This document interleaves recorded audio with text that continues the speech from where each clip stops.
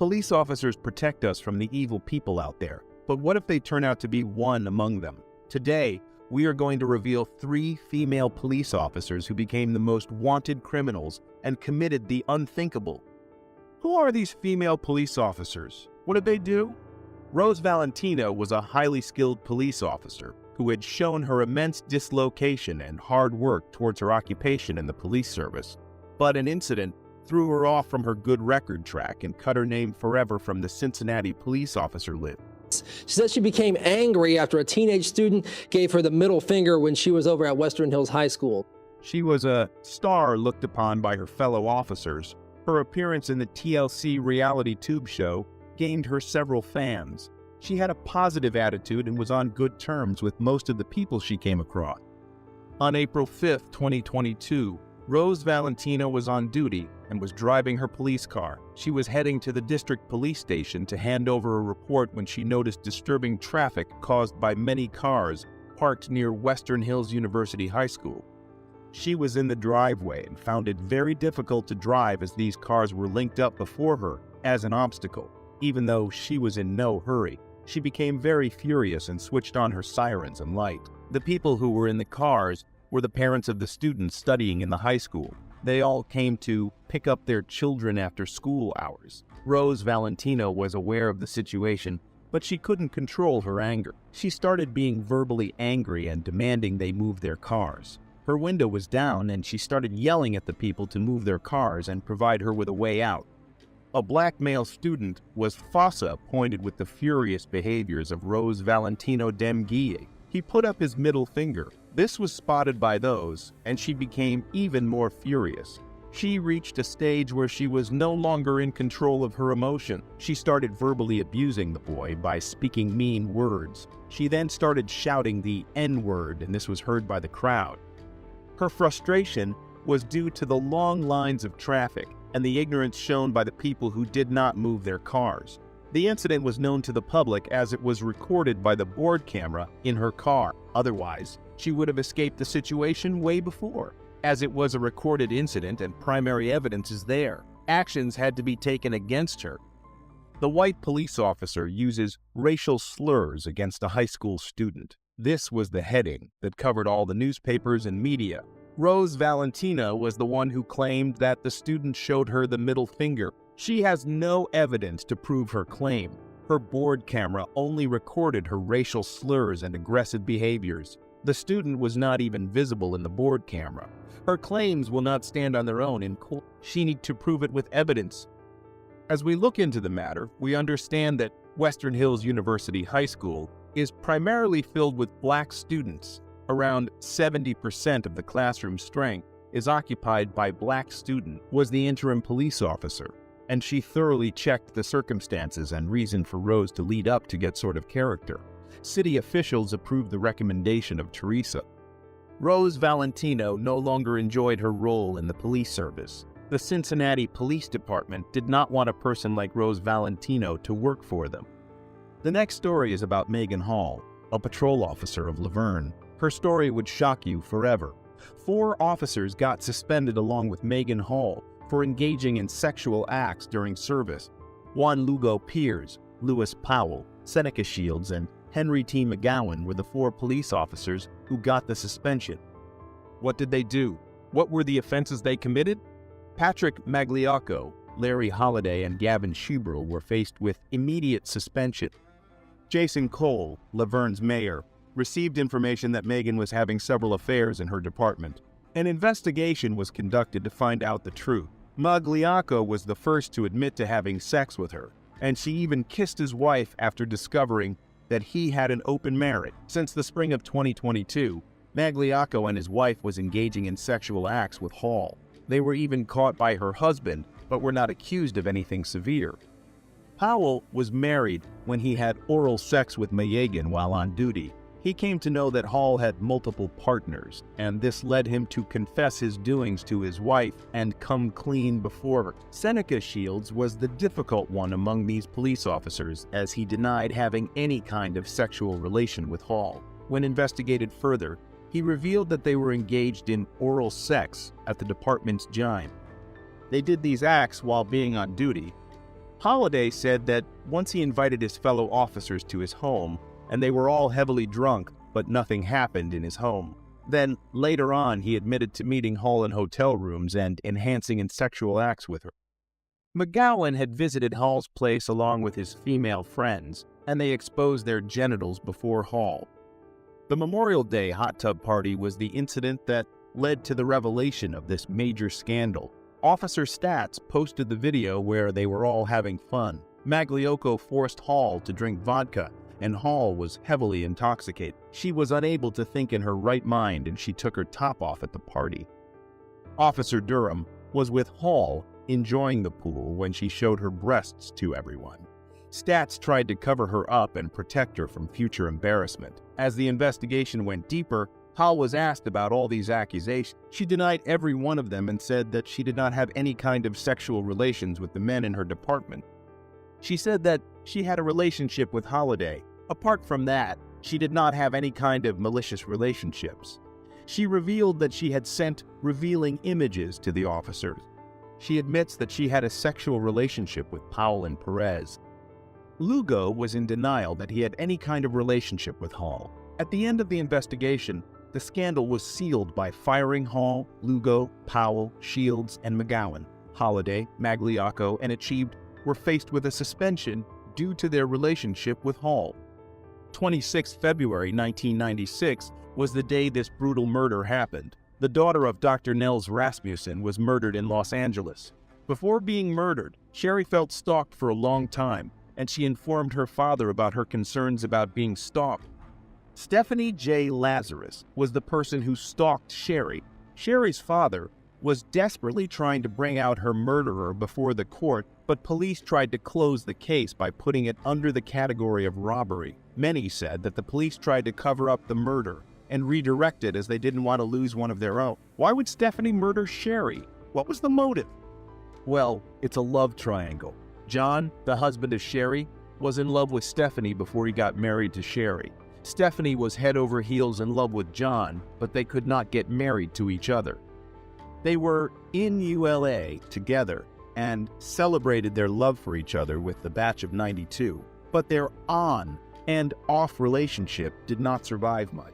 John met Sherry shortly after he ended things with Stephanie. Sherry was working at the Glendale Adventist Medical Center and was a sweetheart. He soon fell for her and asked her hands for marriage. Stephanie thought he lost John forever, but John decided to hook up with her for one last time. They had a secret relationship and no one knew about it. John later on ended things as soon as he got officially married in 1996, but Stephanie became emotionally locked in. Stephanie took her gun and shot Sherry to death in her house. John and left the place. The police officers couldn't find the murderer, but later on, they found out after 23 years through DNA tests. Do you think Stephanie killed Sherry? Is jealousy strong enough to kill a human being? Let us know in the comments. Being you have no authority or jurisdiction over me is for me to get out of my private automobile and talk about what I just told you. And you can show me your passport. You got my passport, I dude. don't have your passport. Those gentlemen do have my passport. The Highway Patrol do. Okay. Highway Patrol, how about bring the passport so I can read it to the sheriff? Could you be so kind? So, Uncle, if you come out and explain to me your passport, I'll hear your side.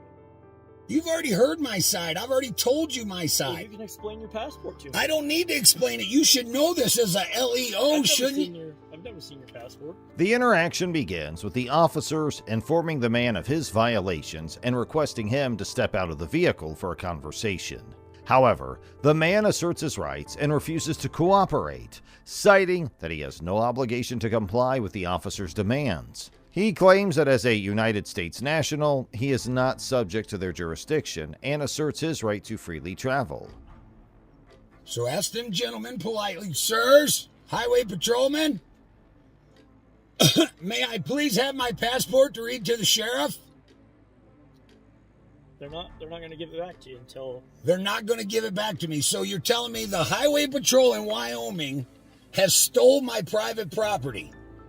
Is that what you guys are telling me? You can claim... No, it's not a claim, sir. That's another matter of fact of law. Does that passport belong to any of you? Does that passport belong to any of you? The answer is no.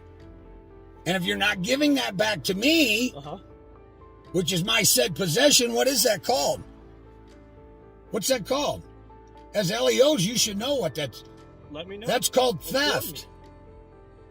Okay? However, throughout the exchange, the man repeatedly challenges the officer's authority and attempts to educate them on what he believes to be the law. He references legal precedents and quotes various court cases to support his argument. He insists that the officers are acting as private entities rather than representatives of the government. He also accuses them of being revenue collectors for a foreign corporation operating under statutes and codes. No, it is not. Yes, sir. What is possession? It is property. What is possession, I'm sir? not gonna argue with you, sir. I know you can argue with me because you don't know the law. Possession is 9/10 of it, correct? All I said was... All I said... When I stopped you, I didn't say you're getting a ticket. I never said you're getting a ticket. I just want you to step out so we can talk face to face. We are talking face to face. Out of your vehicle. No, I'm not getting out of my private automobile. This ain't a vehicle. Tensions escalate as the man resolutely refuses to comply with the officer's requests. The officers, growing increasingly frustrated, warn the man that they will forcefully remove him from the vehicle, even breaking the window if necessary. The man counters their threats, proclaiming that he will not allow his rights to be violated and his private property be damaged. Barris, B-E-R-R-I-S. B-E-R-R-I-S. It's in the passport you stole. Okay, we didn't steal your passport. Well, then may I have my passport You'll get back? everything back. What I need you to do, okay, so I'm going to tell you. Okay, so you're driving without a driver's license, you're speeding, you don't have plates on your vehicle. Okay, so what I'm going to do, I need you to get out of the vehicle to chat with us. Otherwise, I'm going to ask you to get out of the car. So right now I'm asking you, will you please get out of the car and speak with us? No, I will not. Okay, I'm going to tell you to get out of the car. You need to get out of the car right now. You're being recorded. You That's realize? fine. Okay. And under what authority are you demanding an American state national to get out of this vehicle when I don't have to prove any kind of... I am not in your corporate bylaws. I don't need driver's licenses. That's fine. The conversation becomes heated with both sides firmly entrenched in their positions. The man accuses the officers of theft, claiming that they have unlawfully confiscated his passport, in which the officers ask the man to come out of the vehicle, which he denied to do.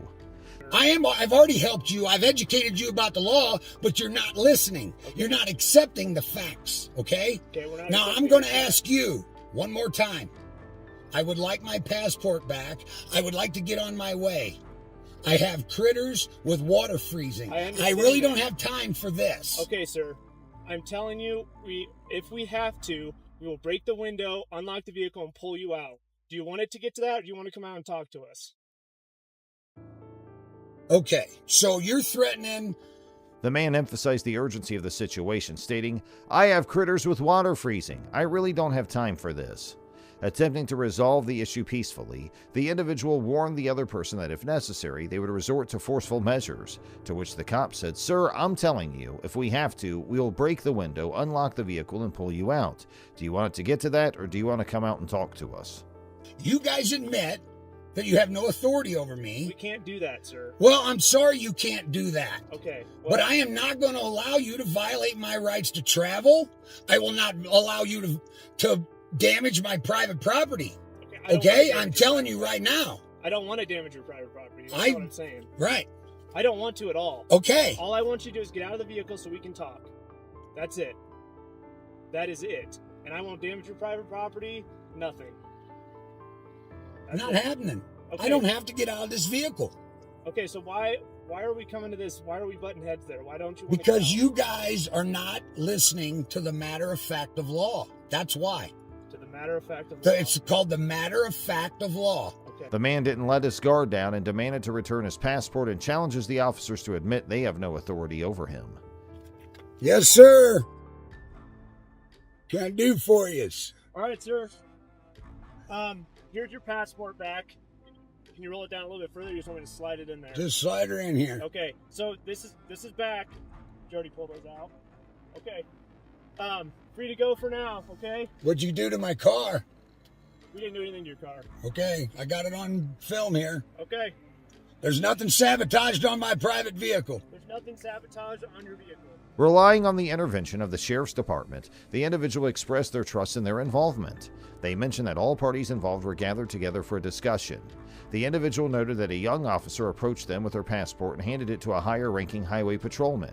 Then the man respectfully addressed the officer, asking, "Yes, sir, what can I do for you?"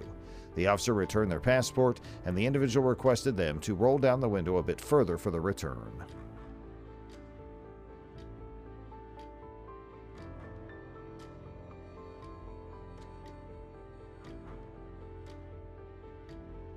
A situation of mounting tension played out outside a residence, heightening into a sharp exchange between a woman and a team of police officers who were in pursuit of an individual named Christopher Ruff.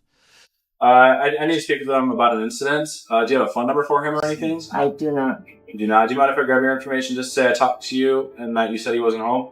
No, for what reason? What is this about?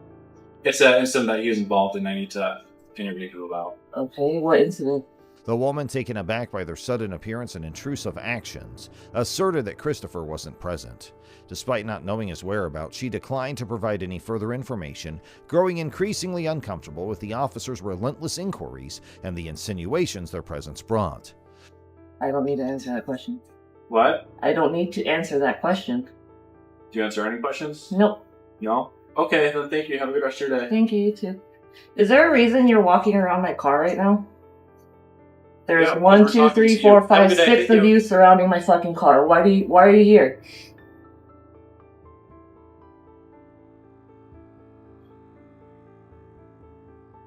Regardless of her distinct assertion that she lacked any useful information, the officers carried on with their questioning, they initiating photographing her car and circling it in a manner that she found threatening.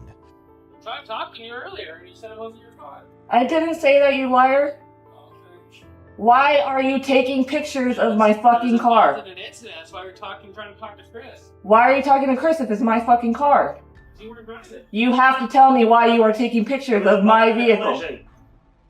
That's why? Yes. Why didn't you fucking tell me that? I've been asking for like 20 minutes.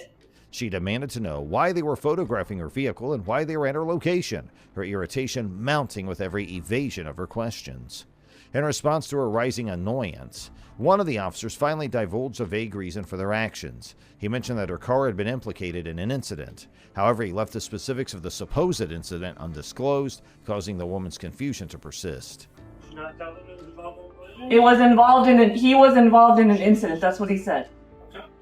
And then I said, why are you surrounding my car? And nobody's fucking answering me. You tried to talk to me earlier and you said you didn't want to talk about the car, so how are we supposed to know you? I didn't say that. What are you talking about? I'm recording right I now. was involved in a collision. Would you like to talk to us about that now? What collision? I wasn't driving the car. She denied driving the car and asserted that it had been parked there the whole time. The woman defended her rights vocally, challenging the officers' actions and their refusal to supply clear explanations for their conduct. Despite their assurances that she wasn't receiving any kind of citation, the continued presence of the officers and their invasive actions cast doubts over the authenticity of their claims. Okay. It's been parked here. What do you need? What do you need? Okay, who else drives your car then? None of your If you're fucking willing to business. communicate None with of me, your fucking business. What do you then need I'll with my communicate car? with you, but if you're just going to be disrespectful and not answer the question, Are you going to give me a citation of some kind? No, I'm not. That's why I didn't ask to speak. Then to you. stop I asked to taking speak with- fucking pictures of Okay, my that's why I car. asked to speak with Chris If you about need that. any information, you can call the person that you think was involved. And I asked for his phone And get number, the he fuck said away he from would my give it to car. me, okay? Their persistence in photographing her vehicle, even in the face of her repeated pleas for clarity, remained unbroken. The interaction concluded in a deadlock, with the woman resolute in her refusal to surrender information and the officers unsuccessful in adequately justifying their actions. Are we done? Do you have everything you need? Okay, yeah, we are done. Thank you. Have a good rest of your day. Fuck out of here.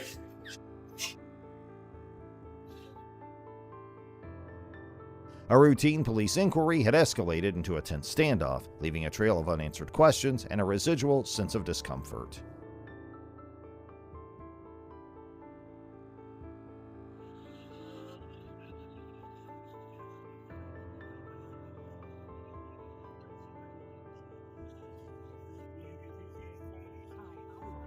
Record.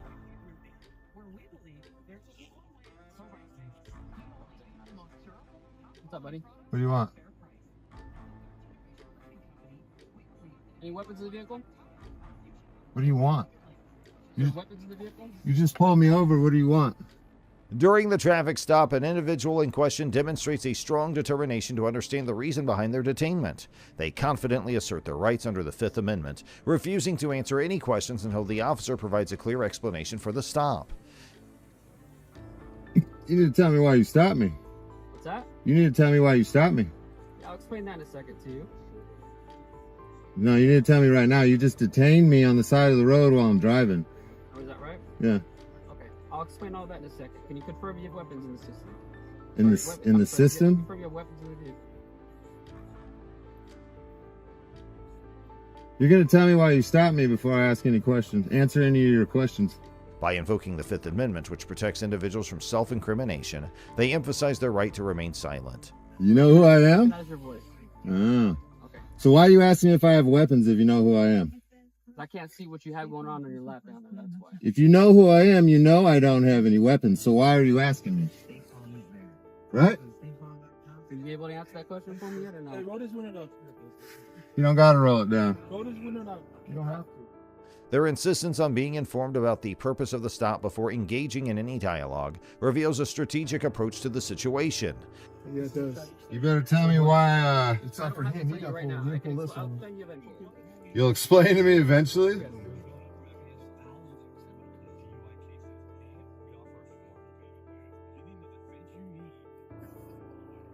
I want to know why I'm stopped. I didn't break any laws. You see this dash cam right here? See that?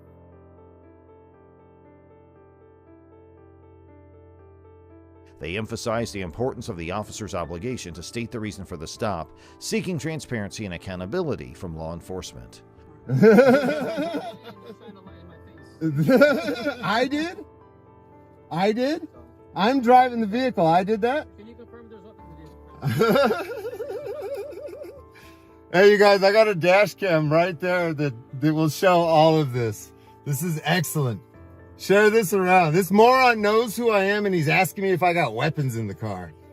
By prioritizing their right to know why they were stopped, the individual establishes a foundation for challenging the legality and validity of the encounter.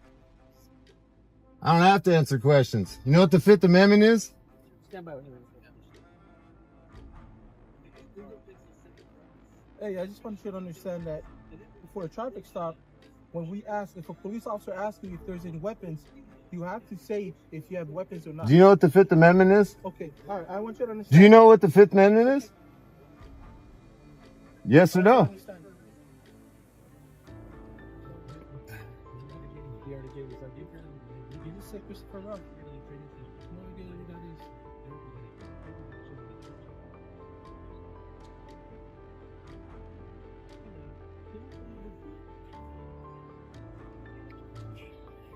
Hit the like button, you guys.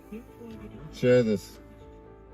Their assertiveness not only showcases a firm understanding of their rights, but also challenges the authority and discretion of the officer. By putting the burden of explanation on the officer, they aim to ensure that the stop is based on legitimate grounds rather than arbitrary or discriminatory motives. This interaction exemplifies a proactive approach to asserting one's rights during police encounters, highlighting the significance of accountability, transparency, and adherence to proper procedures in law enforcement.